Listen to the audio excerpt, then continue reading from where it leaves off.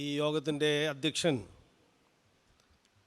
അഭിമന്യ doctor Abraham Mar പൗലോസ് എപ്പിസ്കോപ്പ തിരുമേനി,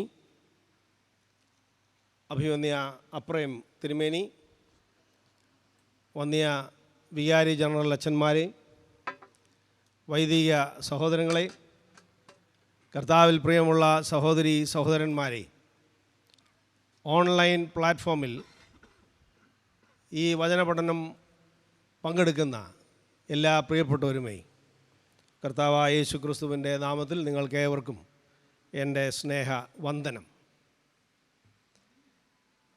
എൻ്റെ ഓർമ്മ ശരിയാണെങ്കിൽ മാരാമൺ കൺവെൻഷനിൽ ഞാൻ ആദ്യമായി ഓല മേഞ്ഞതിൻ്റെ 50-ാം വർഷമാണ് ഈ വർഷം. ഒരു 13 വയസ്സുകാരൻ എന്ന നിലയിൽ 50 വർഷം മുമ്പ് ഒരു വെള്ളിയാഴ്ച രാത്രിയിൽ ഈ മണൽപ്പുറത്ത് വന്ന് ഞങ്ങൾ ആ ഭാഗം മുതൽ മറുഭാഗം വരെ ഒരു കണ്ണി കെട്ടിയത് ഞാൻ ഓർക്കുന്നുണ്ട്. അങ്ങനെ 8 വർഷം ഈ പന്തൽ മേഞ്ഞ ഒരാളാണ് ഞാൻ. പന്തൽ മേഞ്ഞ് നടന്ന എന്നെ ഈ പന്തലിൽ, ഈ സ്റ്റേജിൽ നിർത്തിയ ദൈവത്തിന് ഞാൻ ആദ്യമായി സ്തുതി സ്തോത്രങ്ങൾ അർപ്പിക്കുന്നു. ഈ വർഷം ഈ നിയോഗം എനിക്ക് നൽകിയ അഭിമന്യ ഡോക്ടർ തിയഡോഷ്യസ് മാർത്തോമ്മ മെത്രാപ്പോലിത്ത തിരുമേനിയോട്, സംഘത്തിൻ്റെ പ്രസിഡൻറ്റ് പീലക്സിനോസ് തിരുമേനിയോട്, ജിജി മാത്യൂസ് അച്ഛനോട്, ഇപ്പോഴത്തെ സംഘം ജനറൽ സെക്രട്ടറി ആയിരിക്കുന്ന എബി കെ ജോഷുവ അച്ഛനോട്, എല്ലാ ചുമതലക്കാരോടുമുള്ള എൻ്റെ പ്രത്യേകമായ സന്തോഷവും നന്ദിയും ഞാൻ ഈ സമയത്ത് അറിയിക്കുന്നു. കഴിഞ്ഞ 3 ദിവസങ്ങൾ വളരെ അനുഗ്രഹമായ വിധത്തിൽ പ്രിയപ്പെട്ട ബോബി മാത്യു അച്ഛൻ നമ്മുടെ വേദപഠനം നിർവഹിച്ചു. അച്ഛനെ ഓർത്ത് നമുക്ക് ദൈവത്തിൻ്റെ ഒരു സ്തോത്രം പറയാം. Praise the Lord four Bobby Mathew അച്ഛൻ. ഈ അടുത്ത 3 ദിവസങ്ങളിൽ ദൈവരാജ്യത്തിൻ്റെ രഹസ്യ മൊഴികൾ എന്നുള്ള പൊതുവിഷയം അടിസ്ഥാനപ്പെടുത്തി വേദപഠനം നിർവഹിക്കണം എന്നാണ് ഞാൻ ആഗ്രഹിക്കുന്നത്. ഉപമകൾ ദൈവരാജ്യത്തിൻ്റെ രഹസ്യ മൊഴികൾ. ഉപമകളെക്കുറിച്ചായതുകൊണ്ട് വളരെ പ്രാഥമികമായി 4 കൊച്ചു കാര്യങ്ങൾ പറയണം എന്ന് ഞാൻ വിചാരിക്കുന്നു. ഒന്ന്, ഉപമകൾ യേശുവിൻ്റെ സംവേദന മാധ്യമമാണ്. അമ്മച്ചി കഥ പോലെ എന്ന് ഒരുപക്ഷെ അഭിമാനത്തോടെയോ അല്ലെങ്കിൽ അപമാനത്തോടെയോ പറയാവുന്ന വിധത്തിലുള്ള ചെറിയ ചെറിയ കഥകളാണ് ഉപമകൾ. എന്നാൽ വിശുദ്ധനായ മത്തായി 13-ാം അധ്യായം 34-ാം വാക്യത്തിൽ പറയുന്നു, ഇതൊക്കെയും യേശു പുരുഷാരത്തോട് ഉപമകളായി പറഞ്ഞു, ഉപമ കൂടാതെ അവരോട് ഒന്നും പറഞ്ഞില്ല. So parables are essential forms of Jesus' communication. 2, ഉപമകൾ നിഗൂഢമായതിൻ്റെ പേടകമാണ്. നിഗൂഢം ആയതിൻ്റെ പേടകമാണ്. അതേ അധ്യായം 13-ാം അധ്യായം 35-ാം വാക്യത്തിൽ നമ്മൾ വായിക്കുന്നു, ഞാൻ ഉപമ പ്രസ്താവിപ്പാൻ വായ് തുറക്കും, ലോകസ്ഥാപനം മുതൽ ഗൂഢമായത് ഉച്ചരിക്കും. So parables are keepers of mystery from the beginning of the world. ലോകസ്ഥാപനം മുതൽ ഒളിപ്പിച്ചു വച്ചിരിക്കുന്ന രഹസ്യത്തിൻ്റെ പേടകമാണ് ഉപമകൾ. അപ്പോൾ ഉപമകൾ മനസ്സിലാക്കിയാൽ ആദ്യം മുതൽ സംരക്ഷിച്ചു വച്ചിരിക്കുന്ന ലോകത്തിൻ്റെ രഹസ്യം വെളിവാകും എന്ന് നമുക്ക് മനസ്സിലാകും. So parables contains mystery. Unravelling the parable is a task. 3, ഉപമകൾ ജീവിതഗന്ധിയാണ്. ഉപമകളൊന്നും ആകാശത്തു നിന്ന് വരുന്നതല്ല. ഉപമകളെല്ലാം ഭൂമിയിലെ ജീവിതത്തിൽ നിന്ന് മുള പൊട്ടിയതാണ്. ചുറ്റുപാടുമുള്ള ജീവിതത്തിൻ്റെ നേർക്കാഴ്ചകളായി യേശു അവതരിപ്പിച്ചതാണ് ഉപമകൾ. 4, ഉപമകൾക്ക് വ്യാഖ്യാനം ആവശ്യമുണ്ട്. ആ വ്യാഖ്യാനം ആരംഭിച്ചത് യേശു തന്നെയാണ്. എന്നാൽ ഈ ഉപമകൾ എങ്ങനെ വ്യാഖ്യാനിക്കും എന്നതിനെ സംബന്ധിച്ച് പല ആശയങ്ങളുണ്ട്. 2 കാര്യങ്ങൾ മാത്രം ഞാൻ നിങ്ങളുടെ മുമ്പിൽ സമർപ്പിക്കുന്നു. ഈ ദിവസങ്ങളിലെ വേദപുസ്തക പഠനം വിശുദ്ധനായ മത്തായിയുടെ സുവിശേഷത്തെ മുൻനിർത്തിയാണ് നമ്മൾ പഠിക്കുന്നത്. ഉപമകൾ നമ്മൾ പഠിക്കുമ്പോൾ ഈ പുസ്തകത്തിൽ ഉപമകൾ തന്നിട്ടുള്ള വിധത്തിലാണ് നമ്മൾ പഠിക്കുന്നത്. അതിനെ കാനോനിക്കൽ ഇൻ്റർപ്രിട്ടേഷൻ എന്ന് പറയും. വേദപുസ്തകം നമുക്ക് ലഭിച്ചിട്ടുള്ള രീതിയിൽ തന്നെ സ്വീകരിക്കുന്നതിനാണ് കാനോനിക്കൽ ഇൻ്റർപ്രിട്ടേഷൻ എന്ന് പറയാവുന്നത്. അതുകൊണ്ട് ഒരുപക്ഷെ ചില ഉപമകൾ ഇത് 2 ഉപമകൾ ചേർന്നുള്ളതാണ്, അല്ലെങ്കിൽ അതിൽ വേറൊരു ഉപമയുടെ ലേശം ഛായ കലർന്നിട്ടുണ്ട് എന്നിത്യാദി കാര്യങ്ങളിലേക്കൊന്നും നമ്മൾ പ്രവേശിക്കുന്നില്ല. രണ്ടാമത്, ഉപമകളെ വ്യാഖ്യാനിക്കുന്നത് പലതരത്തിൽ വ്യാഖ്യാനിക്കാം. അതിൽ ഏറ്റവും പ്രധാനപ്പെട്ട ഒരു വ്യാഖ്യാനം അലിഗോറിക്കൽ ഇൻ്റർപ്രിട്ടേഷനാണ്. അതിന് രൂപകഥകൾ, സാരാംശ കഥകൾ എന്നിങ്ങനെയൊക്കെ പറയും. നൂറ്റാണ്ടുകൾക്ക് മുമ്പ് ഒരു ഉപമയെ സംബന്ധിച്ചിടത്തോളം 150 പേജുള്ള വ്യാഖ്യാനങ്ങൾ വരെ ഉണ്ടായിട്ടുണ്ട്. അങ്ങനെ ഓരോ ഉപമയിലെയും ഓരോ ഘടകമെടുത്ത് ആ ഘടകത്തെ സ്പിരിച്വലൈസ് ചെയ്ത് ആത്മീയവൽക്കരിച്ച് വ്യാഖ്യാനിച്ച് വിപുലപ്പെടുത്തി വലുതാക്കുകയും വഷളാക്കുകയും ചെയ്ത ഒരു പശ്ചാത്തലത്തിൽ 1888 അഡോൾഫ് ജൂലിച്ചർ എന്ന് പറയുന്ന ഒരു ദൈവശാസ്ത്രജ്ഞൻ മുൻപോട്ട് വെച്ച ഒരാശയം, ഉപമകൾ ഒരേ ഒരാശയം മാത്രമേ സംവേദനം ചെയ്യുന്നുള്ളൂ, അതിനപ്പുറമുള്ളതൊന്നും സ്വീകാര്യമല്ല എന്നുള്ളതാണ്. ഇന്നും അക്കാദമിക തലങ്ങളിൽ ഒരു പരിധി വരെ പ്രബലത്തിലിരിക്കുന്ന ഒരു ആശയമാണ് ഇത്. അതുകൊണ്ട് തന്നെ ഒരു ഉപമയ്ക്ക് ഒരർത്ഥം മാത്രമേ പാടുള്ളൂ എന്ന് ശഠിക്കുന്നവരും ഉണ്ട്. എന്നാൽ ഉപമകൾക്ക് ഒരർത്ഥമേ പാടുള്ളൂ എന്ന് നിഷ്കർഷിക്കുന്നത് ഉപമകളെ കൃത്രിമമായി ഞെരുക്കുന്നതാണ് എന്ന് അഭിപ്രായപ്പെടുന്നവരും ഉണ്ട്. ആർട്ടിഫിഷ്യലി റെസ്ട്രിക്റ്റിംഗ് ദ പാരബിൾസ് എന്ന് പറയും. ഡാൻ ഒട്ടോവിയ എന്ന് തുടങ്ങിയ വേദശാസ്ത്രജ്ഞന്മാരാണ് ആ തരത്തിൽ ഉപമകളെ ഒരർത്ഥം മാത്രമായി പരിമിതപ്പെടുത്താൻ പാടില്ല എന്ന് പറഞ്ഞത്. എൻ്റെ അഭിപ്രായവും ആ തരത്തിലാണ്. അതുകൊണ്ട് ഈ ദിവസങ്ങളിൽ ഉപമകൾ നാം പഠിക്കുമ്പോൾ അതിനെ ഒരു ആശയം മാത്രമുള്ള ഒരു മിസ്റ്ററി കീപ്പിംഗ് ഡിവൈസ് എന്നതിലപ്പുറമായി a cluster of theological motives, പരസ്പര ബന്ധമുള്ള ദൈവശാസ്ത്ര ആശയങ്ങളുടെ സമാഹാരമായി ഉപമയെ കാണുന്നതിനാണ് നമ്മൾ ശ്രമിക്കുന്നത്. So parable is polyvalent. It is like a jewel revealing different shades of a particular theme in different ways depending on from where you stand and how you look. മരവണ്ണ ഉണ്ടായണ്ട ഇംഗ്ലീഷും മലയാളമൊക്കെ പറയുമ്പോൾ സായിപ്പും ട്രാൻസ്ലേഷനൊക്കെ വരുമല്ലോ എന്ന് വിചാരിച്ചാണ് അങ്ങനെ പറയുന്നത് എന്ന് നിങ്ങൾ വിചാരിക്കുമോ എന്ന് എനിക്കൊരു സംശയമുണ്ട്. പക്ഷേ അത് നമ്മൾ കേൾക്കുന്നവർ 2 ഭാഷകളും സംസാരിക്കുന്നവരുണ്ടാകുമല്ലോ എന്നാണ് എൻ്റെ വിചാരം. ദൈവരാജ്യത്തിൻ്റെ രഹസ്യ മൊഴികൾ എന്ന് പറയുമ്പോൾ തന്നെ നമുക്കറിയാം ഈ പാരബിൾസ് ഉപമകളിൽ രഹസ്യമുണ്ട്, മർമ്മമുണ്ട്. 3 ഉപമകളാണ് നാം ധ്യാനിക്കുന്നത്.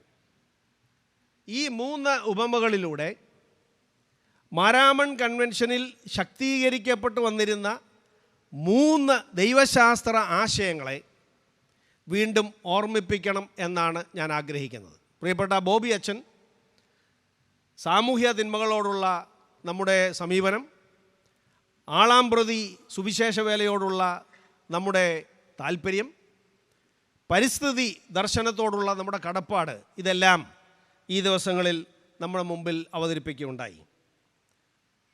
ഈ 3 ദിവസങ്ങളിൽ 1-ാം ദിവസം വചനഘോഷണവും സുവിശേഷ വേലയും, നാളെ ന്യായവിധിയും മാനസാന്തരവും, മറ്റന്നാൾ വീണ്ടും വരവും കാത്തിരിപ്പും എന്നുള്ള വിഷയങ്ങളാണ് നമുക്ക് പരിഗണിക്കാനായിട്ടുള്ളത്. ഞാൻ പറയുന്നത് സ്പീഡ് കൂടുന്നുണ്ടോ? ഇല്ലില്ല. ഓക്കെ. വിശുദ്ധനായ മത്തായി, മർക്കോസ്, ലൂക്കോസ് എന്നീ സുവിശേഷങ്ങളിൽ മാത്രമാണ് നമ്മൾ ഉപമകൾ കാണുന്നത്. യോഹന്നാൻ്റെ സുവിശേഷത്തിൽ ഉപമകൾ ഉണ്ടോ എന്നുള്ളത് ഇപ്പോഴും ഒരു തർക്ക വിഷയമായി നിലനിൽക്കുന്നു. അതുകൊണ്ട് നമ്മുടെ ശ്രദ്ധ നമ്മൾ മത്തായിയുടെ സുവിശേഷത്തിലേക്ക് കൊണ്ടുവരികയാണ്. എൻ്റെ ആഗ്രഹം ഈ 3 ദിവസങ്ങൾ കൊണ്ട് നിങ്ങൾ മത്തായിയുടെ സുവിശേഷം 1 മുതൽ 28 അധ്യായങ്ങൾ വായിക്കണം. ഇവിടെ പ്രസംഗം നടന്നുകൊണ്ടിരിക്കുമ്പോൾ വായിക്കണമെന്നല്ല. We need to read the gospel according to saint Matthew. ഈ മത്തായിയുടെ സുവിശേഷം നമ്മൾ നോക്കുമ്പോൾ ഈ ഉപമകൾ പലയിടത്തായി ചിതറിക്കപ്പെട്ട് കിടക്കുക അല്ല. മത്തായിയുടെ സുവിശേഷത്തിൽ 3 പ്രത്യേക ഘട്ടങ്ങളിൽ ഈ ഉപമകളെല്ലാം ചേർത്ത് വെച്ചിരിക്കുകയാണ്. 3 ബ്ലോക്കുകളിലാണ് മത്തായിയുടെ സുവിശേഷത്തിൽ ഉപമകളുള്ളത്. അതിൻ്റെ ഒന്നാമത്തെ ബ്ലോക്ക് നമുക്കറിയാമല്ലോ, ബ്ലോക്ക് പഞ്ചായത്ത് എന്നൊക്കെ പറയുമ്പോൾ നമുക്ക് മനസ്സിലാകുന്ന പോലെ ഒരു ഖണ്ഡം. ഒന്നാമത്തെ ബ്ലോക്ക് മത്തായിയുടെ സുവിശേഷം 13-ാം അധ്യായമാണ്. രണ്ടാമത്തെ ബ്ലോക്ക് മത്തായിയുടെ സുവിശേഷം 20-ാം അധ്യായം മുതൽ 22-ാം അധ്യായം 14-ാം വാക്യം വരെയാണ്, 22-14 വരെ. മൂന്നാമത്തെ ബ്ലോക്ക് മത്തായിയുടെ സുവിശേഷം 24-ാം അധ്യായം 42 മുതൽ 25-ാം അധ്യായം 30-ാം വാക്യം വരെയാണ്. നമ്മൾ ചെയ്യുന്നത് ഈ ഓരോ ബ്ലോക്കിൽ നിന്നും ഓരോ ഉപമകൾ പരിശോധിക്കുന്നു. അപ്പോൾ ഇന്ന് മത്തായിയുടെ സുവിശേഷം 13-ാം അധ്യായം നമ്മൾ പരിശോധിക്കുന്നു. നാളെ മത്തായിയുടെ സുവിശേഷം 22-ാം അധ്യായം നമ്മൾ പഠിക്കുന്നു. 3-ാം ദിവസം മത്തായിയുടെ സുവിശേഷം 25-ാം അധ്യായം നമ്മൾ ധ്യാന വിഷയമാക്കുന്നു. അതുകൊണ്ട് ഈ ദിവസങ്ങളിൽ ഇന്ന് വന്നിട്ട് ഇനി വരുന്നില്ല എന്ന് വിചാരിക്കുന്നവർ ഉൾപ്പെടെ എല്ലാവരും ഈ അധ്യായങ്ങൾ വായിക്കണം എന്ന് ഞാൻ അഭ്യർത്ഥിക്കുന്നു. ഈ 3 അധ്യായങ്ങളിലെ ഓരോ ഉപമകളെ മുൻനിർത്തിക്കൊണ്ട് 3 പഠനങ്ങളാണ് നമ്മൾ തയ്യാറാകുന്നത്. ഇന്ന് വിതയിലെ വിനകൾ എന്നുള്ള വിഷയമാണ്. നാളെ വിരുന്നിലെ വിശേഷങ്ങൾ എന്നുള്ളതാണ്. മറ്റന്നാൾ വിദൂരതയിലെ വിജയി എന്നുള്ളതാണ്. ഇന്ന് വിതയിലെ വിനകൾ, നാളെ വിരുന്നിലെ വിശേഷങ്ങൾ, മറ്റന്നാൾ വിദൂരതയിലെ വിജയി. വിതയിലെ വിനകൾ, ഞാനത് പറയുമ്പോഴേ നമുക്കറിയാം ഇത് എവിടെ നിന്നാണ് വരുന്നത്. വിശുദ്ധനായ മത്തായി 13-ാം അധ്യായം 1 മുതൽ 23 വരെയുള്ള വാക്യങ്ങൾ. ഇതേ ഉപമ മർക്കോസിൻ്റെ സുവിശേഷം 4-ാം അധ്യായം 1 മുതൽ 9 വരെയും ലൂക്കോസിൻ്റെ സുവിശേഷം 8-ാം അധ്യായം 4 മുതൽ 8 വരെയും ഉണ്ട്. എന്നാൽ 13-ൻ്റെ 3 മുതൽ 8 വരെ മാത്രം ഞാൻ വായിക്കുന്നു. അവൻ അവരോട് പലതും ഉപമകളായി പ്രസ്താവിച്ചത് എന്തെന്നാൽ, വിതയ്ക്കുന്നവൻ വിതപ്പാൻ പുറപ്പെട്ടു. വിതയ്ക്കുമ്പോൾ ചിലത് വഴിയരികെ വീണു, പറവകൾ വന്ന് അത് തിന്നുകളഞ്ഞു. ചിലത് പാറസ്ഥലത്ത് ഏറെ മണ്ണില്ലാത്ത ഇടത്ത് വീണു. മണ്ണിന് താഴ്ചയില്ലായകയാൽ ക്ഷണത്തിൽ മുളച്ചു വന്നു. സൂര്യൻ ഉദിച്ചാറെ ചൂട് തട്ടി വേറില്ലായകയാൽ അത് ഉണങ്ങിപ്പോയി. മറ്റു ചിലത് മുള്ളിനിടയിൽ വീണു. മുളച്ച് വളർന്നു അതിനെ ഞെരുക്കിക്കളഞ്ഞു. മറ്റു ചിലത് നല്ല നിലത്ത് വീണു. 100ഉം 60ഉം 30ഉം മേനിയായി വിളഞ്ഞു. ചെവിയുള്ളവൻ കേൾക്കട്ടെ. വളരെ പരിചിതമായ ഒരു ഉപമ, വളരെ പരിചിതമായ ഒരു ഉപമ ഒരു പഠന വിഷയമായി കേൾക്കുമ്പോൾ നമുക്ക് 2 മനോഭാവങ്ങളുണ്ടാകും. ഒന്ന്, പ്രസംഗകൻ എനിക്കറിയാവുന്നതൊക്കെ പറഞ്ഞോ എന്ന് നമ്മൾ ആലോചിച്ചുകൊണ്ടിരിക്കും. അത് പറഞ്ഞില്ലെങ്കിൽ ഇതൊന്നും പറഞ്ഞില്ലല്ലോ, ഇദ്ദേഹത്തിന് എന്തറിയാം എന്ന് നമ്മൾ ചിന്തിക്കും. ഇനി നമുക്കറിയാവുന്നതാണ് പറഞ്ഞതെങ്കിൽ നമ്മൾ വിചാരിക്കും ഇതെല്ലാവർക്കും അറിയാവുന്നതല്ലേ, പ്രത്യേകിച്ച് ഇനി എന്താ കേൾക്കാനാണ്. അപ്പോൾ അതുകൊണ്ട് അതിനപ്പുറമായി കേൾപ്പാൻ ചെവിയുള്ളവൻ കേൾക്കട്ടെ എന്ന വാക്യം നമ്മളോട് പറയുന്നത് 2000 വർഷം മുമ്പ് പറഞ്ഞ ഒരു പ്രസംഗമാണിത്. ഇതൊരു പഴയ പ്രസംഗമാണ്. ആ പ്രസംഗത്തെക്കുറിച്ച് നമുക്ക് പുതുതായി കേൾക്കാൻ നമ്മളുടെ കാതുകൾ തുറന്നു വെക്കാം എന്നാണ്. പഴയത് കേൾക്കാനുള്ള തുറവിയാണ് ചെവിയുള്ളവരുടെ കേൾവി. നമുക്ക് പ്രാർത്ഥിക്കാം. കർത്താവേ, അവിടുത്തെ വചനം ധ്യാനിപ്പാനും കേൾപ്പാനും സ്വീകരിപ്പാനും ഞങ്ങളെ ഒരുക്കണമേ. ക്രിസ്തുയേശുവിൻ്റെ നാമത്തിൽ തന്നെ. ഉപമകളുടെ പെരുമഴയാണ് വിശുദ്ധ മത്തായിയുടെ സുവിശേഷം 13-ാം അധ്യായം. ആദ്യമായി 13-ാം അധ്യായത്തിലാണ് മത്തായി ഈ ഉപമകൾ രേഖപ്പെടുത്തിയിരിക്കുന്നത്. ഈ 12 അധ്യായം വരെ എന്തെടുക്കുമായിരുന്നു? എന്തുകൊണ്ടാണ് ഏകദേശം തൻ്റെ സുവിശേഷത്തിൻ്റെ മധ്യഭാഗം വരെ മത്തായി ഉപമകൾ കൊണ്ടുവരാഞ്ഞത്? ഇതൊക്കെ മത്തായിയോട് നമ്മൾ അവിടെ ചെല്ലുമ്പോൾ ചോദിക്കേണ്ടതാണ് എന്ന് എനിക്കറിയാം. എങ്കിൽ പോലും ഞാൻ നേരത്തെ സൂചിപ്പിച്ചതുപോലെ മത്തായിയുടെ സുവിശേഷത്തെ നമുക്ക് ലഭിച്ചിരിക്കുന്ന രീതിയിൽ നമ്മൾ വായിച്ചാൽ നമുക്കൊരു കാര്യം മനസ്സിലാകും. ഉപമകൾ യേശു പറയാൻ തുടങ്ങിയത് ഒരു പ്രത്യേക സാഹചര്യത്തിലാണ്. എന്താണ് ആ പ്രത്യേക സാഹചര്യം? അതിന് നമുക്ക് 1 മുതൽ 13 വരെയുള്ള അധ്യായങ്ങൾ പരിശോധിക്കണം. എന്താണ് മത്തായിയുടെ സുവിശേഷം 1-ാം അധ്യായം? മത്തായിയുടെ സുവിശേഷം 1-ാം അധ്യായം ഒരു പ്രഖ്യാപനമാണ്. ഒരു പുതിയ വാഗ്ദത്ത നാട് വരുന്നു. യോശുവ വാഗ്ദത്ത നാട്ടിലേക്ക് പ്രവേശിപ്പിച്ചുവെങ്കിൽ ജോഷുവ ഒരു പുതിയ നാടുമായി വരുന്നു. അനൗൺസ്മെൻ്റാണ്. Announcement of a new kingdom. 2-ാം അധ്യായത്തിൽ പലയിടത്തു നിന്ന് ആളുകൾ വരികയാണ്. Where is the king? അപ്പോൾ നമ്മൾ 1ഉം 2ഉം അധ്യായം ചേർത്ത് വെച്ച് വായിക്കുമ്പോൾ നമ്മുടെ മനസ്സിൽ വരേണ്ട ചോദ്യം, പുതിയ രാജ്യം വരുന്നു, പുതിയ രാജാവിനെ തേടി ആളുകൾ വരുന്നു. 3-ാം അധ്യായം ഈ രാജാവിനെ നദീതീരത്ത് വെച്ച് യോഹന്നാൻ്റെ മുമ്പിൽ വെച്ച് സ്വർഗം അഭിഷേകം ചെയ്യുന്നു. സ്വർഗത്തിൻ്റെ പുത്രനാണിത് എന്ന് പറഞ്ഞ് ദൈവരാജ്യത്തിൻ്റെ അധികാരവും അവകാശവും ഇവനിലാണ് എന്ന് പ്രഖ്യാപിക്കുന്നു.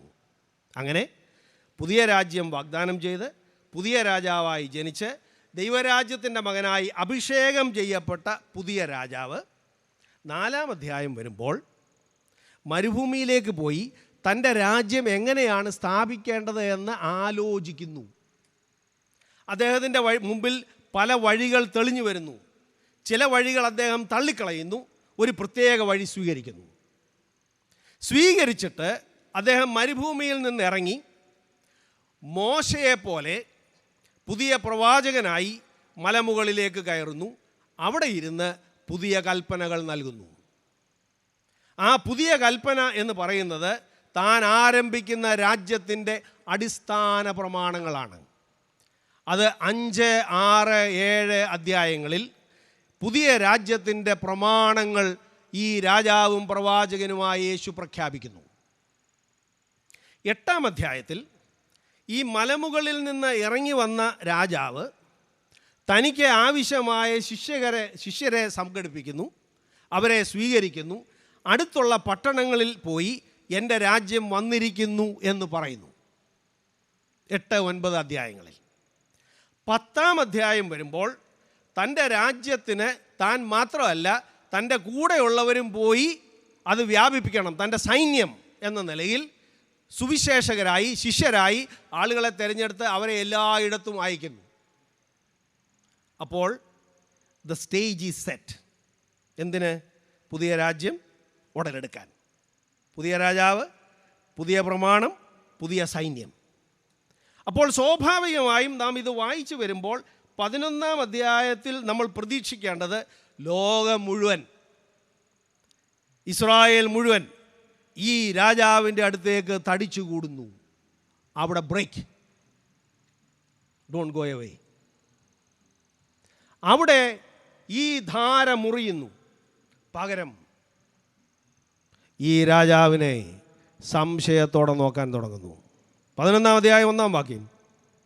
യോഹന്നാൻ തടവിൽ നിന്നാളയച്ചു.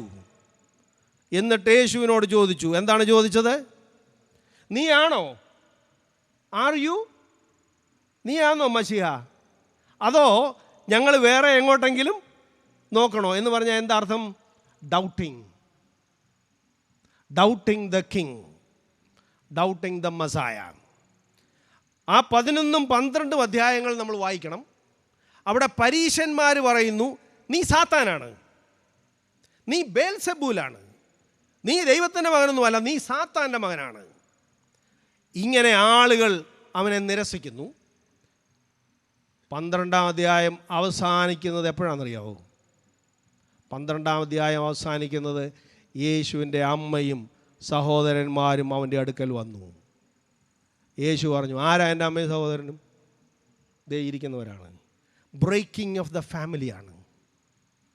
അപ്പോൾ എല്ലാവരും സ്വീകരിക്കും എന്ന് വിചാരിച്ചു വന്ന പുതിയ രാജ്യവും പുതിയ രാജാവും പുതിയ രാജാവിൻ്റെ സൈന്യമായ ശിഷ്യന്മാരും പുതിയ രാജ്യത്തിൻ്റെ സുവിശേഷവും സംശയനിഴലിലാകുകയും എതിർപ്പ് വർദ്ധിക്കുകയും കൈവിടപ്പെടുകയും ചെയ്ത ഒരു സാഹചര്യം, സ്വന്തം വീട്ടുകാർ പോലും കൈവിട്ട് നിൽക്കുന്ന ഒരു സാഹചര്യത്തിലാണ് 12-ാം അധ്യായം അവസാനിക്കുന്നത്.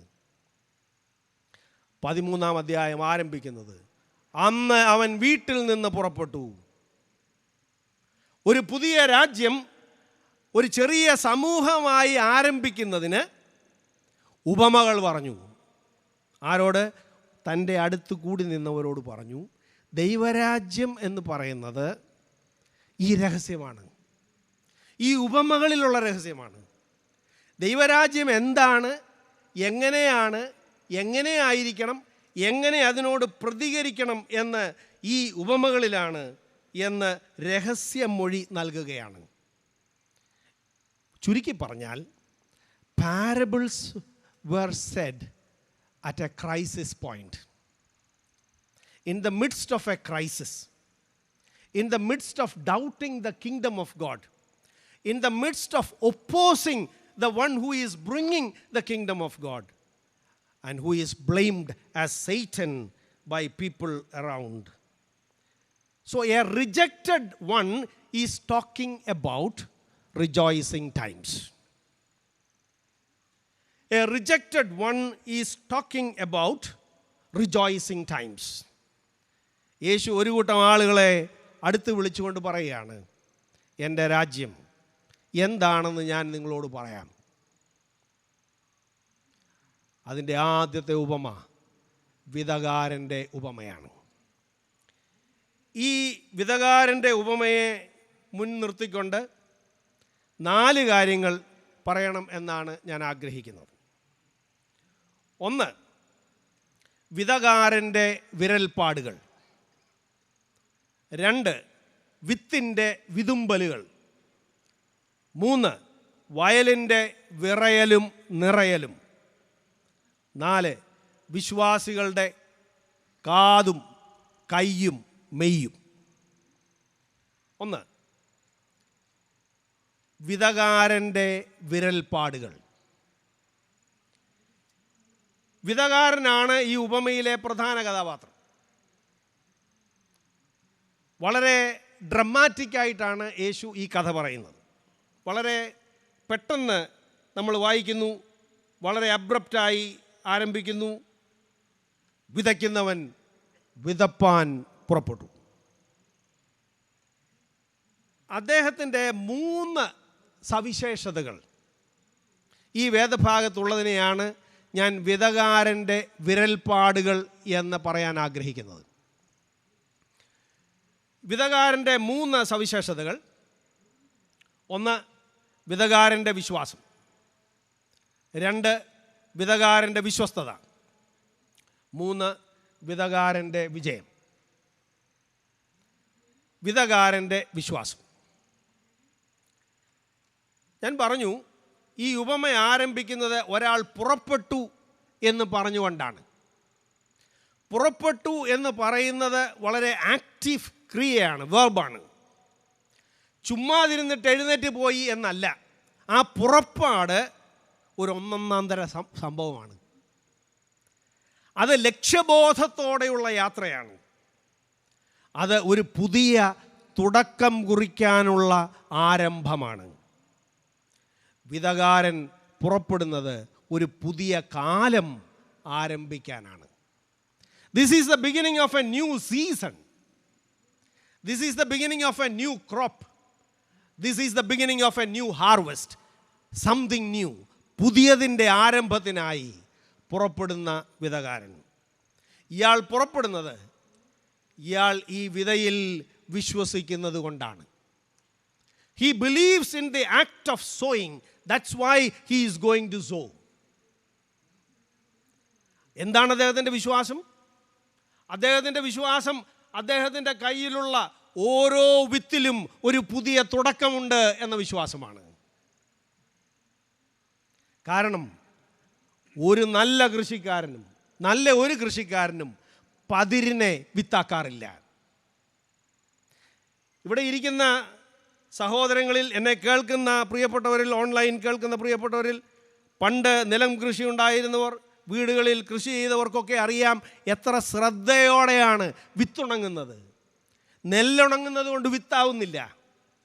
അത് വീണ്ടും വീണ്ടും ഉണക്കി പാറ്റി കൊഴിച്ച് വിത്തിനെ വേർതിരിക്കുന്നത് അതിൽ അധികം പൂർണ്ണ വിശ്വാസം വരാനാണ്, പൂർണ്ണ തൃപ്തി വരാനാണ്. കയ്യിൽ വിത്തെടുക്കുമ്പോൾ പതിരുണ്ടാവരുത് എന്നതാണ് വിശ്വാസം.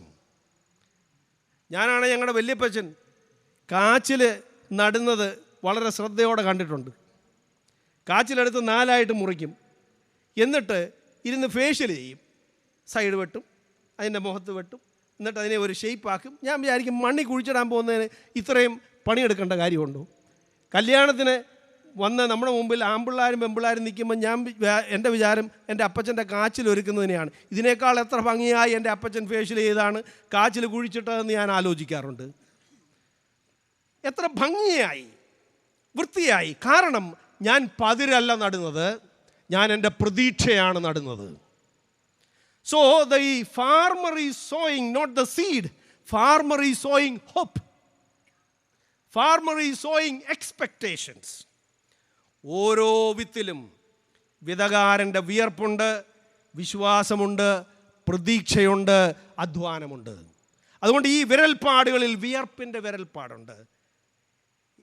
വളരെ ശ്രദ്ധയോടുകൂടെ വിതറുമ്പോൾ ഇത് കിളിക്കുകയില്ല എന്ന് പറഞ്ഞ് ഒരു കർഷകനും ഒരു വിത്തും വിതറുകയില്ല. കിളിക്കാനാണ് വിതറുന്നത്. അതുകൊണ്ട് വിശ്വാസമുണ്ടതുകൊണ്ടാണ് വിതയ്ക്കുന്നത്. രണ്ടാമത്, ഈ വിതകാരൻ വിശ്വസ്തനാണ്. എന്താണ് ഈ വിതകാരൻ ചെയ്യുന്നത്? കയ്യിൽ കിട്ടിയ വിത്ത് കാണുന്നിടത്തെല്ലാം വിതച്ചു. കയ്യിൽ കിട്ടിയ വിത്ത് കാണുന്നിടത്തെല്ലാം വിതച്ചു. വേറൊരു വിധത്തിൽ പറഞ്ഞാൽ കണ്ണും പൂട്ടി വിതച്ചു, കണ്ണടച്ചു വിതച്ചു. കർഷകർ 2 തരത്തിലാണ് പാലസ്തീനിൽ വിതച്ചുകൊണ്ടിരുന്നത്. ഒരു കൂട്ടം ആളുകൾ ആദ്യം നിലം ഉഴും, അത് നിരപ്പാക്കും, നിലം ഒരുക്കിയതിന് ശേഷം വിത്തിടും. വേറെ ചില സന്ദർഭങ്ങളിൽ ആദ്യം വിത്തിടും, അതിന് ശേഷം നിലം ഉഴും. ഈ വേദഭാഗത്ത് അത്തരത്തിലുള്ള ഒരു പരാമർശവുമില്ല നമ്മൾ കാണുന്നത്. അതുകൊണ്ട് തന്നെ ഈ ഉപമയിലെ വിതകാരനെ ചില ആളുകൾ ഫൂളിഷ് ഫാർമർ എന്ന് വിളിക്കും, വിഡ്ഢിയായ വിതകാരൻ. വേറെ ഒരു കൂട്ടം ആളുകൾ കെയർലെസ് ഫാർമർ എന്ന് വിളിക്കും. മറ്റു ചില ആളുകൾ ഇൻകോമ്പീറ്റൻറ്റ് ഫാർമർ എന്ന് വിളിക്കും. വിത്ത് മുളയ്ക്കുന്നത് എവിടെയാണെന്ന് വിതകാരൻ അറിയണ്ടേ? അങ്ങനെ കണ്ണും പൂട്ടി വിതച്ചാൽ അത് വിഡ്ഢിത്തരമല്ലേ? അത് വിത്തിനെ പാഴാക്കലല്ലേ? പാത്രം നോക്കി വിളമ്പണമെന്ന് പറയുന്നത് പോലെ ഭൂമിയുടെ തരം നോക്കി വിതയ്ക്കാതിരുന്നാൽ ആ ആൾ ഇൻകോമ്പീറ്റൻ്റ് അല്ലേ? അഥവാ പാറയും മുള്ളുമുള്ള സ്ഥലമാണെന്ന് അറിയാമെങ്കിൽ അത് ഉഴുതു മറിച്ച് ശരിയാക്കിയിട്ട് വേണ്ടേ വിതറാൻ? അത് ചെയ്യാതിരുന്നാൽ അത് കെയർലെസ്നെസ് അല്ലേ? നിങ്ങളെന്ത് പറയുന്നു? Is this sower a foolish one, an incompetent one, or a careless one? എന്താ? എന്നാൽ സൂക്ഷ്മ വായനയിൽ നമുക്കൊരു കാര്യം മനസ്സിലാവും. ഈ വിധകാരൻ വിഡ്ഢിയോ, ഈ വിധകാരൻ അലസനോ, ഈ വിധകാരൻ ഒരു ശ്രദ്ധയുമില്ലാതെ ചെയ്യുന്നവനോ അല്ല. He is A faithful Sawyer. ഇവൻ വിശ്വസ്തനായ വിധകാരനാണ്. എന്തുകൊണ്ടാണ് ഇയാൾ വിശ്വസ്തനായ വിധകാരനാകുന്നത് എന്ന് ചോദിച്ചാൽ, ഇയാൾ 3 കാര്യങ്ങൾ നോക്കാതെയാണ് വിതച്ചത്. 3 കാര്യങ്ങൾ നോക്കാഞ്ഞത് കൊണ്ടാണ് ഇദ്ദേഹം വിശ്വസ്തനാണെന്ന് ഞാൻ പറയാൻ കാരണം. ഒന്ന്, അദ്ദേഹം വിതയ്ക്കുന്നത് മുൻവിധിയില്ലാതെയാണ്. മുൻവിധിയില്ലാതെ വിതച്ചു. 2, കണക്ക് നോക്കാതെ വിതച്ചു. 3, ഒരിടവും ഒഴിവാക്കാതെ വിതച്ചു. മുൻവിധി കൂടാതെയുള്ള വിത്തെറിയലാണ് വിശ്വസ്തത. നിങ്ങളിൽ പല അധ്യാപകരുമുണ്ടെന്ന് എനിക്കറിയാം. ഈ ചില അധ്യാപകരെങ്കിലും ചില ശിഷ്യരെ കാണുമ്പം മനസ്സിൽ പറയുന്ന ഒരു വാചകം ഉണ്ടെന്ന് പണ്ട് ഞാൻ കേട്ടിട്ടുണ്ട്. ഗു വാപ്ര എന്ന് പറയുന്നത് എന്താ? ഗുണം വരാൻ പ്രയാസം. ഇവൻ മുന്നേ ഇരുന്നാലും ഗുവാപ്രായ. അയ്യോ, നിങ്ങളെ ഒന്നും അല്ല കേട്ടോ. അപ്പോൾ എന്നാൽ ഏതെങ്കിലും ഒരു അധ്യാപകനോ അധ്യാപികയോ ഒരാളിനെ ഗു വാപ്ര എന്ന് മനസ്സിൽ ഉറപ്പിച്ചു കഴിഞ്ഞാൽ പിന്നെന്ത് സംഭവിക്കും? ചിലർ എഴുതി തള്ളും, ചിലർ കൂടുതൽ ശ്രദ്ധിക്കും. അത് നിങ്ങളുടെ നന്മ അനുസരിച്ചിരിക്കും. എന്നാലും ഏതെങ്കിലും ഒരു കർഷകൻ ഈ സ്ഥലം കൊള്ളുകയില്ല എന്ന് മുൻകൂട്ടി കണ്ടാൽ പിന്നെ അവിടെ വിതറുവോ? ഇയാൾ മുൻവിധിയില്ലാതെ വിതറി. രണ്ടാമത്, ഇയാൾക്ക് കണക്ക് കൂട്ടലുകളില്ല. ഞാൻ ഇവിടെ വിതച്ചാൽ 10 കിട്ടും, അവിടെ വിതച്ചാൽ 100 കിട്ടും. അപ്പം പിന്നെ 100 ഉള്ളിടത്ത് വിതച്ചേച്ച് 10 ഉള്ളിടത്ത് ചുമ്മാ ഒന്ന് ഇട്ടേക്കാം. എല്ലായിടത്തും കണക്ക് നോക്കാതെ, കണക്ക് കൂട്ടാതെ വിതയ്ക്കുകയാണ്. മൂന്നാമത്, ഞാൻ പറഞ്ഞു, അദ്ദേഹം ഒരു ഇടവും ഒഴിവാക്കാതെ വിതയ്ക്കുകയാണ്. എന്ന് പറഞ്ഞാൽ എന്താണ് അർത്ഥം? He is giving equal opportunity to all. The gospel of the kingdom is to all, without any prejudice, without any calculations, without any classifications or discriminations. This is open. ദൈവരാജ്യത്തിൻ്റെ വചനം, ദൈവരാജ്യത്തിൻ്റെ വിത്ത്. കാരണം ഇതൊരു കർഷകൻ്റെ മനസ്സാണ്. എഴുതിത്തള്ളുന്ന മനസ്സല്ല, വീണ്ടെടുക്കുന്ന മനസ്സാണ്. കർഷകൻ വേറൊരു ഉപമയിൽ ഒരു മരത്തിന് മൂട്ടിൽ ചെന്ന് നിന്നിട്ട് 3 കൊല്ലമായല്ലോ എന്ന് ചോദിച്ചു. വെട്ടിക്കളയട്ടെ എന്ന് ചോദിക്കുമ്പോഴും പറയുന്നത് എന്താണ്? 1 കൊല്ലം കൂടെ നിൽക്കട്ടെ, മേലാൽ കായ്ച്ചെങ്കിലോ, മേലാൽ കായ്ച്ചെങ്കിലോ. Giving an opportunity even when you know that it is a ഗുവാപ്ര. അതിന് ഇംഗ്ലീഷ് അറിയത്തില്ല. So this is the openness. അത് മാത്രമല്ല, നമ്മൾ ഈ ഒരു വേദഭാഗവും ഇടയ്ക്കിട്ട് വായിക്കരുത്. വേദഭാഗങ്ങൾ വായിക്കുമ്പോൾ ആ സുവിശേഷത്തെ മൊത്തമായി പരിഗണിച്ചുകൊണ്ട് വായിക്കണം. യേശു വയലിലെ വിതകാരനെ കുറിച്ച് ഉപമ പറയുമ്പോൾ മുള്ളുള്ളിടത്തും പാറയുള്ളിടത്തും വിതച്ചു എന്ന് പറയുമ്പോൾ നമ്മുടെ ശ്രദ്ധ 5-ാം അധ്യായത്തിലെ അദ്ദേഹത്തിൻ്റെ ഡിക്ലറേഷനിലേക്ക് പോകണം. എൻ്റെ രാജ്യത്തിൽ 5, 6, 7 അധ്യായങ്ങൾ അദ്ദേഹം പറയുന്നു, ദൈവം ദുഷ്ടന്മാരുടെ മേലും നല്ലവരുടെ മേലും എന്ത് ചെയ്യുന്നു? മഴ പെയ്യിക്കുന്നവനാണ്.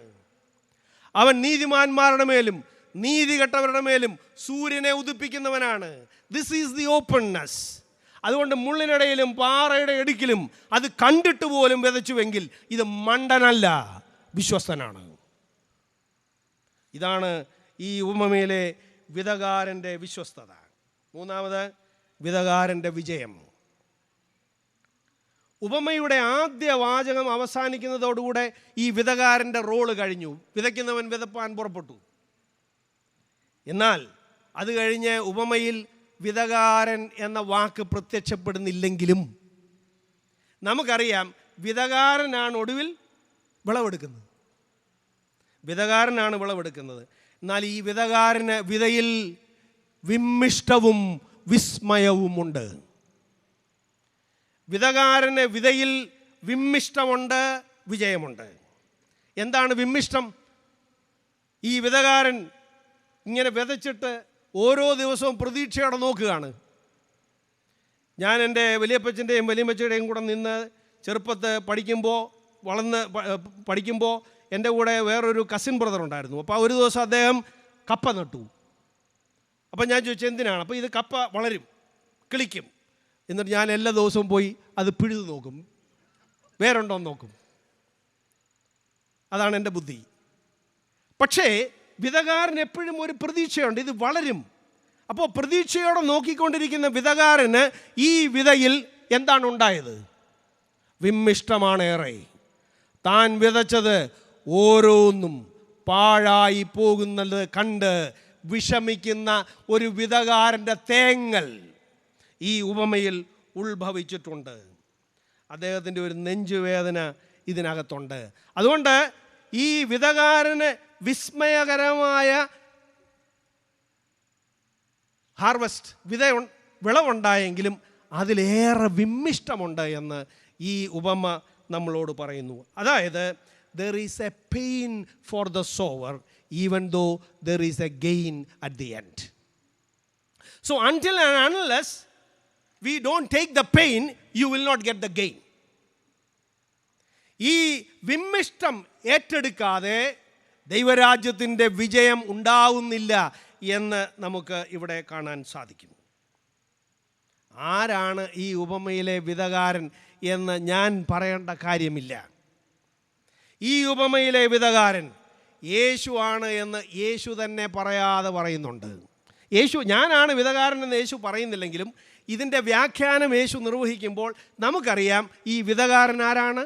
യേശുവാണ്. അവൻ എവിടെ നിന്ന് പുറപ്പെട്ടവനാണ്? എവിടെ നിന്ന് പുറപ്പെട്ടതാണ്? അറിയത്തില്ലയോ? സ്വർഗത്തിൽ നിന്ന് പുറപ്പെട്ട ദൈവരാജ്യത്തിൻ്റെ വിതകാരനാണ് യേശു. സ്വർഗം താണിറങ്ങി വന്ന വിതകാരൻ ദൈവരാജ്യത്തിൻ്റെ വിശ്വാസിയാണ്, ദൈവരാജ്യത്തിൻ്റെ വിശ്വസ്തനാണ്, എല്ലാവർക്കുമായി ക്ഷണം നൽകുന്നവനാണ്. മുൻവിധിയില്ലാതെ, കണക്ക് നോക്കാതെ, പാപികളെന്നോ നീതിമാന്മാരെന്നോ പക്ഷം പിടിക്കാതെ, പരീശനെന്നോ വേശ്യയെന്നോ മുദ്ര കുത്താതെ എല്ലാവരെയും ദൈവരാജ്യത്തിലേക്ക് വിളിക്കുന്ന വിതകാരൻ. എന്നാൽ ഈ ക്ഷണം സ്വീകരിക്കാതെ പോകുന്നവരാണ് ഭൂരിപക്ഷം. അതുകൊണ്ട് തന്നെ ഈ ഉപമ വെളിപ്പെടുത്തുന്നത് യേശുവിൻ്റെ വേദനയും വിമ്മിഷ്ടവുമാണ്. Jesus is sharing his suffocation, his disappointment, his desperation and his pain. എന്നാൽ അതേ സമയം തന്നെ യേശു പറയുന്നു, ഇതെൻ്റെ പ്രതീക്ഷയാണ്, ദൈവരാജ്യം എൻ്റെ പ്രതീക്ഷയാണ്. അത് മാത്രവുമല്ല, മത്തായി സുവിശേഷത്തിൽ ഇത് രേഖപ്പെടുത്തിയിരിക്കുന്നത് മൂലം നമ്മളോട് പറയുന്നു, ഇത് നിങ്ങൾക്ക് യേശുവിൻ്റെ വാഗ്ദാനവുമാണ്. This is Jesus hope for himself and this is Jesus promise for the readers of the gospel. എന്നാൽ എങ്ങനെയാണ് ഈ ദൈവരാജ്യം ഈ ഭൂമിയിൽ വരുന്നത്? അതാണ് നമ്മൾ രണ്ടാമത് ധ്യാനിക്കുന്നത്. വിത്തിൻ്റെ വിതുമ്പലുകൾ. വിത്തിൻ്റെ വിതുമ്പലുകൾ. ഒന്നാമത് ഞാൻ പറഞ്ഞു വിതകാരൻ്റെ വിരൽപ്പാടുകൾ. രണ്ട്, വിത്തിൻ്റെ വിതുമ്പലുകൾ. അവൻ വിത്ത് വിതപ്പാൻ പുറപ്പെട്ടു. മത്തായിയുടെ സുവിശേഷം നമ്മൾ വായിക്കുമ്പോൾ ഞാൻ നേരത്തെ സൂചിപ്പിച്ചതുപോലെ യേശു എന്തിനു വന്നു? ദൈവരാജ്യം സ്ഥാപിക്കാൻ വന്നു.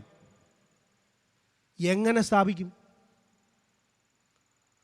4-ാം അധ്യായത്തിൽ യേശു അഭിമുഖീകരിച്ച പരീക്ഷകൾ എന്ന് പറയുന്നത് ദൈവരാജ്യം എങ്ങനെ സ്ഥാപിക്കുമെന്നുള്ള ആലോചനയാണ്.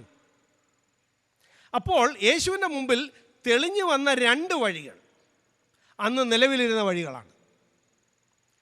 റോമൻ സാമ്രാജ്യത്തിൻ്റെ വഴിയുണ്ട്, യഹൂദ മതക്കാരുടെ വഴിയുണ്ട്. എന്താണ് റോമൻ സാമ്രാജ്യത്തിൻ്റെ വഴി? അവർ സാമ്രാജ്യം സ്ഥാപിക്കുന്നത് വാളിൻ്റെ അധികാരം കൊണ്ടാണ്. യഹൂദന്മാർ അവരുടെ രാജ്യം സ്ഥാപിക്കാൻ പോകുന്നത് വാളുകൊണ്ടായാൽ രക്ഷപ്പെടത്തില്ലെന്ന് അവർക്കറിയാം. അവർ വിചാരിക്കുന്നു സൂപ്പർ നാച്ചുറൽ സൈൻ കൊണ്ടാണ്, അതിശയം കൊണ്ട് ഈ രാജ്യം മാറും, ഞങ്ങളുടെ രാജ്യം വരും. അപ്പോൾ ഒന്നുകിൽ അതിശയം പ്രവർത്തിച്ച് പുതിയ രാജ്യം കൊണ്ടുവരണം, അല്ലെങ്കിൽ വാൾ ഉപയോഗിച്ച് പുതിയ രാജ്യം കൊണ്ടുവരണം. ഇതാണ് യേശുവിൻ്റെ പ്രലോഭനം. ഒരു രാജ്യം സ്ഥാപിക്കണമെങ്കിൽ ഒന്നുകിൽ അധികാരം പിടിക്കണമെങ്കിൽ വാളുകൊണ്ട് കൊല്ലുന്ന അധികാരം പിടിക്കണം, അല്ലെങ്കിൽ അത്ഭുതം പ്രവർത്തിച്ച് അധികാരം പിടിക്കണം. അപ്പം വാളില്ലെങ്കിൽ അടുത്ത ഓപ്ഷൻ സാത്താൻ പറഞ്ഞു, നീ ഒരു കാര്യം ചെയ്ത് നീ ഈ ദൈവാലയത്തിൻ്റെ മുകളിൽ നിന്ന് ചാടിയാൽ മതി. ചാടി കഴിയുമ്പം നിനക്കൊന്നും പറ്റാതെ വരുമ്പം ആളുകൾ പറയും ഇത് സ്വർഗത്തിൽ നിന്ന് വന്നതാണ്, ഇദ്ദേഹത്തിൻ്റെ കൂടെ കൂടാം. ആ അടയാളം തന്നെയാണ് 12-ാം അധ്യായത്തിലും ഇവർ ചോദിക്കുന്നത്. ഒരു ചാൻസ് കൂടെ കൊടുത്തു യേശുവിന്. നിങ്ങൾ പോയി വായിക്കണം. 12-ാം അധ്യായത്തിൽ ആളുകൾ വന്നിട്ട് യേശുവിനോട് പറയുന്നു, ഗിവ് അസ് എ സൈൻ, ഞങ്ങൾ ഇപ്പോഴും നിന്നെ തള്ളത്തില്ല, ഞങ്ങൾക്കൊരടയാളം താ, ഞങ്ങൾക്കൊരു അതിശയം കാണിക്കേ. അപ്പോൾ യേശു അവരോട് പറയുന്നു, നിങ്ങൾക്ക് അടയാളം ഓൾറെഡി ഉണ്ട്. ഏതാണ്? യോനായുടെ അടയാളമുണ്ട്, നോക്കിക്കോളാൻ പറഞ്ഞു. എന്നിട്ട് ഏറ്റവും ഒടുവിൽ അവൻ കുരിശിൽ കിടക്കുമ്പോഴും അവർ വന്ന് അവനോട് പറഞ്ഞു, ഒരടയാളം താ, ഞങ്ങൾ ഇപ്പോഴും നിൻ്റെ കൂടെ കൂടാം. എന്താണ് അടയാളം? നീ ഇറങ്ങി വാ, കുരിശിൽ നിന്ന് ഇറങ്ങി വാ. You do something miraculous, you do something super natural, then we will join you. ഒന്നുകിൽ നീ വാളുകൊണ്ട് കൊല്ല്, അല്ലെങ്കിൽ നീ അതിശയം കാണിക്ക്, അപ്പോൾ ഈ രാജ്യത്തിന് ഞങ്ങൾ കൂടാം. എന്നാൽ യേശു പറഞ്ഞു, എൻ്റെ രാജ്യം അത് വാളിൻ്റെ രാജ്യമല്ല. I am not using sword, I am not using sign, but what am I using? Word. Word is my way. വചനമാണ് ദൈവരാജ്യം സ്ഥാപിക്കാനുള്ള വഴി എന്ന് യേശു വെളിപ്പെടുത്തുകയാണ്. സോ സ്വോർഡും വേർഡും തമ്മിൽ ഒരു എസിൻ്റെ വ്യത്യാസമേ ഉള്ളൂ ഇംഗ്ലീഷിൽ. But Jesus is not opting for sword or signs, but Jesus is opting for word. പക്ഷെ വേർഡിനൊരു കുഴപ്പമുണ്ട്. ആ വചനത്തിന് ശക്തി ഉണ്ടെങ്കിലും വചനം എപ്പോഴും ബലഹീനമാണ്. ഞാൻ 3 കാര്യം അതിൽ പെട്ടെന്ന് പറയാം. ഈ വചനം, അതുകൊണ്ട് തന്നെ വചനം ഒരു റിസ്കി ജേർണിയാണ്, ഒരു സാഹസിക യാത്രയാണ് വചനത്തിൻ്റേത്. വചനം ഒരു അതിഥിയാണ്.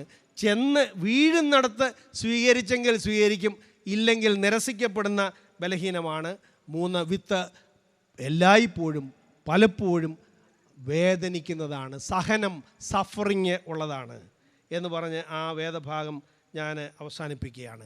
യേശു പറഞ്ഞു, എൻ്റെ വഴി വാളിൻ്റേതല്ല, എൻ്റെ വഴി അതിശയങ്ങളുടേതല്ല, എൻ്റെ വഴി വചനത്തിൻ്റേതാണ്. വചനം പറഞ്ഞിട്ട് പുതിയ രാജ്യം സ്ഥാപിക്കാൻ ഒക്കുമോ ഇല്ലയോ എന്നുള്ളതാണ് 3-ാമത്തെ ഭാഗം. വയലിൻ്റെ നിറയലും വിറയലും.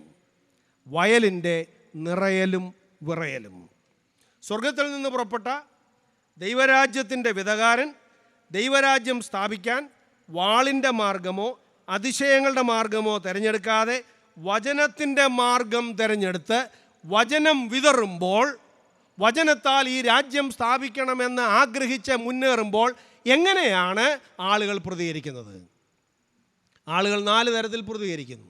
പലതരത്തിൽ പ്രതികരിക്കും, എന്നാൽ 4 തരത്തിൽ പ്രതികരിക്കുന്നതിനെയാണ് നമ്മൾ ഈ വേദഭാഗത്ത് കാണുന്നത്.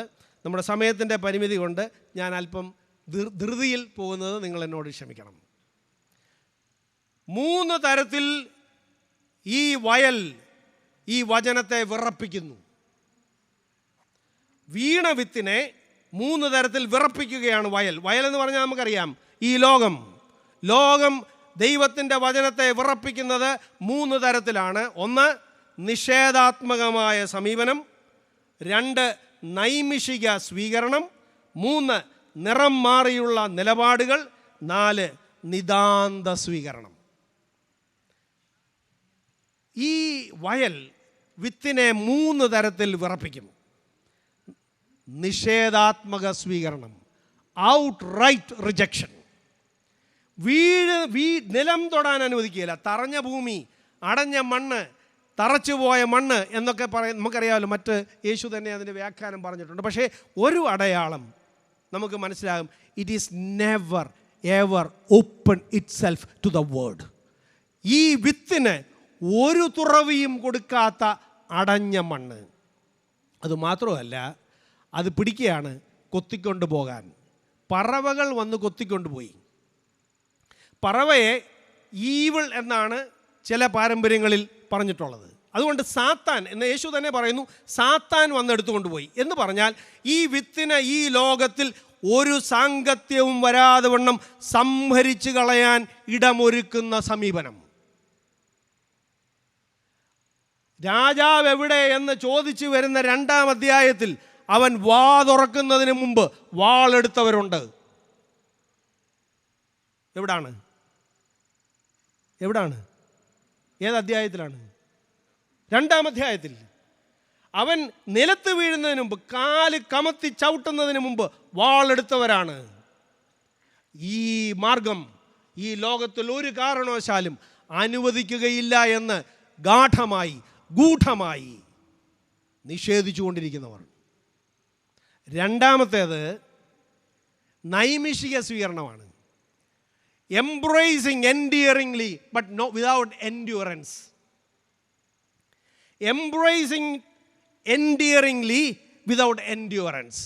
ആവേശകരമായ സ്വീകരണവും തണുത്തു പോകുന്ന പ്രതികരണവും യേശുവിൻ്റെ കാലത്ത് ആരിൽ നിന്നുണ്ടായി? 3-ാം അധ്യായം വായിക്കണം.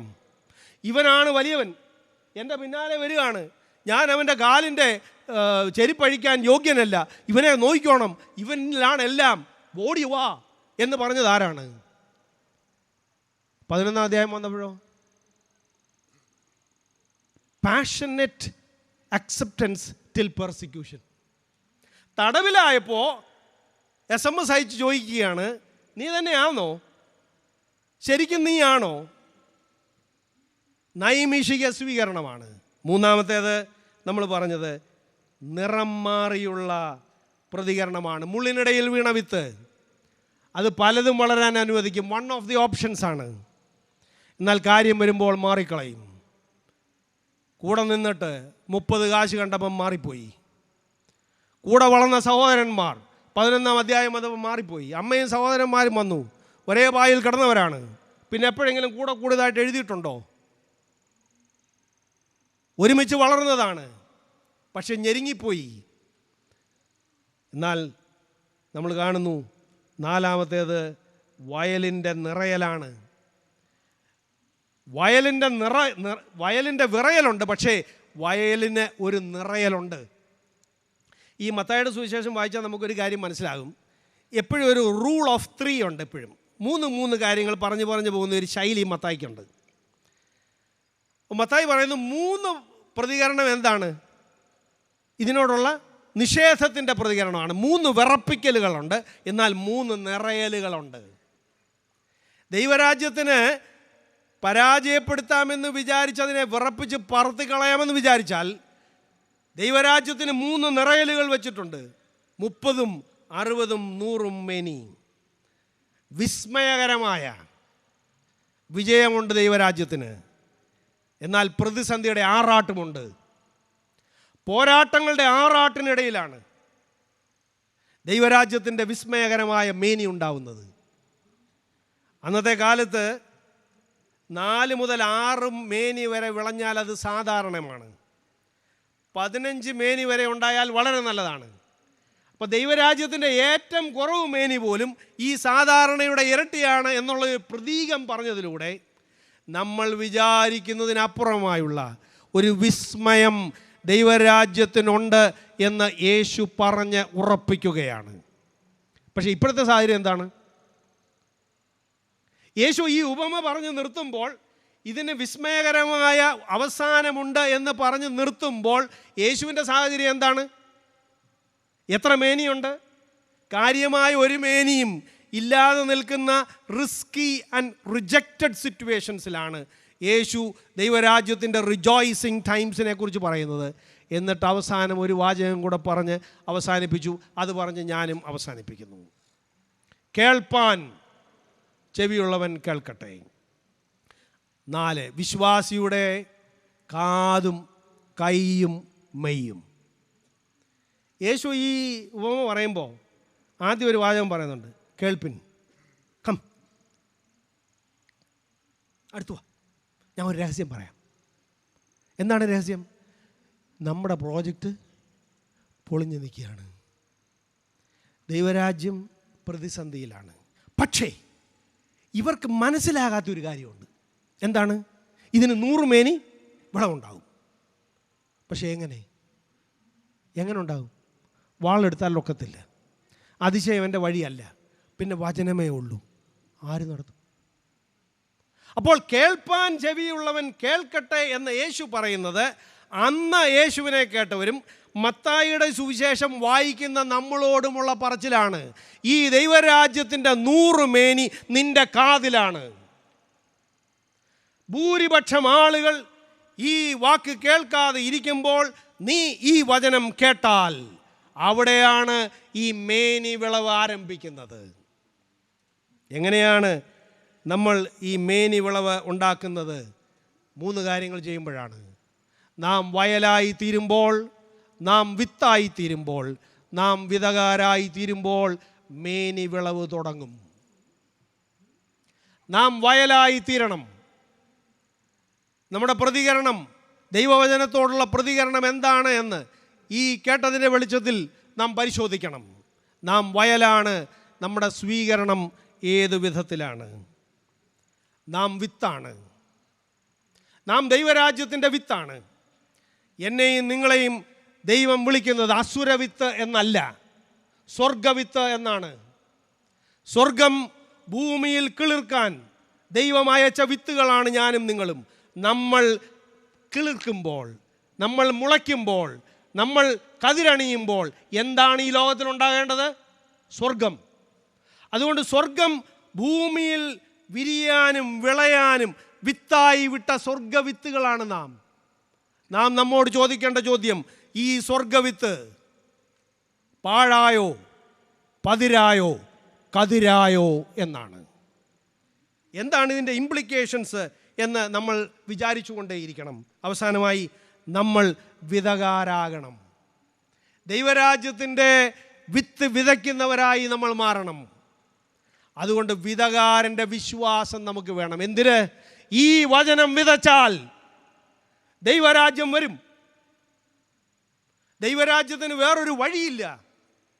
ദൈവരാജ്യത്തിൻ്റെ രഹസ്യമൊഴി നമ്മളോട് പറയുന്നു, വചനമാണ് ദൈവരാജ്യത്തിൻ്റെ വഴി. ഈ വചനത്തിൽ വിശ്വസിക്കുന്നോ? എങ്കിൽ നീ വിതയ്ക്കും. കണ്ണും പൂട്ടി വിതയ്ക്കും, കണക്ക് നോക്കാതെ വിതയ്ക്കും, ഭയക്കാതെ വിതയ്ക്കും, കിട്ടുന്നിടത്തെല്ലാം വിതയ്ക്കും. എൻ്റെ മോനോട് എങ്ങനെയാണ് പറയുന്നത്? അവൻ കേൾക്കുമോ? നമ്മൾ സാധാരണ പറയുന്നൊരു കാര്യമുണ്ട്, പറഞ്ഞിട്ട് കാര്യമില്ല. പറഞ്ഞിട്ട് കാര്യമില്ല എന്ന് നമ്മൾ പറയുമ്പോൾ നമ്മൾ കണക്ക് കൂട്ടുകയാണ്, മുൻവിധിയാണ്.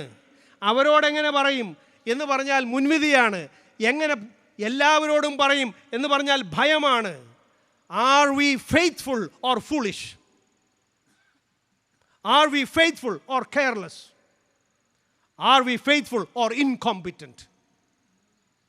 മാരാമൺ കൺവെൻഷൻ ഈ വചനത്തിൽ വിശ്വസിച്ചുകൊണ്ട് ആരംഭിച്ചതാണ്. ഈ വചനം, ദൈവരാജ്യത്തിൻ്റെ വചനം, എല്ലായിടവും പരക്കുന്നതിന് വേണ്ടി ആരംഭിച്ചതാണ് മാരാമൺ കൺവെൻഷൻ. ഈ വചനം അത് പകരാനായി തുടങ്ങിയതാണ് സുവിശേഷ വേല. അതുകൊണ്ടാണ് സുവിശേഷ പ്രസംഗ സംഘം മാരാമൺ കൺവെൻഷൻ ആരംഭിക്കുകയും സുവിശേഷ വേല ആരംഭിക്കുകയും ചെയ്തത്. കാരണം the gospel is to be shared. Maramon കൺവെൻഷൻ്റെ സുവിശേഷ വേലയും വചനഘോഷണവും വാളല്ല, വചനമാണ് ദൈവരാജ്യത്തിൻ്റെ വഴി എന്ന് പ്രഘോഷിക്കുകയാണ്. അതുകൊണ്ട് പ്രിയമുള്ളവരെ, നമ്മൾ ദൈവരാജ്യത്തിൻ്റെ വിത്താണ്. ഇതിൽ വിശ്വസിക്കണം, യേശുവിൽ വിശ്വസിക്കണം. യേശുവിൽ ദൈവരാജ്യം വന്നിരിക്കുന്നു എന്ന് വിശ്വസിക്കണം. ഞാൻ ഈ വചനം പറഞ്ഞാൽ ദൈവരാജ്യം വിതയ്ക്കുകയാണ് എന്ന് ഞാൻ പറയുന്ന വചനത്തിൽ ഞാൻ വിശ്വസിക്കണം. ഞാൻ കേൾക്കുന്ന വചനം ഞാൻ സ്വീകരിക്കണം. ഞാൻ സ്വർഗീയ വിത്താണ്. അതുകൊണ്ടാണ് നമ്മൾ പാട്ടുകാരൻ പാടുന്നത്. ഏത് പാട്ട്? വിതച്ചിടുക നാം സ്വർഗത്തിൻ്റെ വിത്താം ക്രിസ്തൻ സുവിശേഷം ഹൃദയങ്ങളിൽ ആത്മമാരി പെയ്യും ദൈവം കൃപ ചെയ്യും തരും കൊയ്ത്തിനെയും തക്ക കാലത്തിൽ കൊയ്ത്തുകാലത്തിൽ നാം സന്തോഷിച്ചും കറ്റകൾ ചുമന്നും കൊണ്ടുവന്നിടും.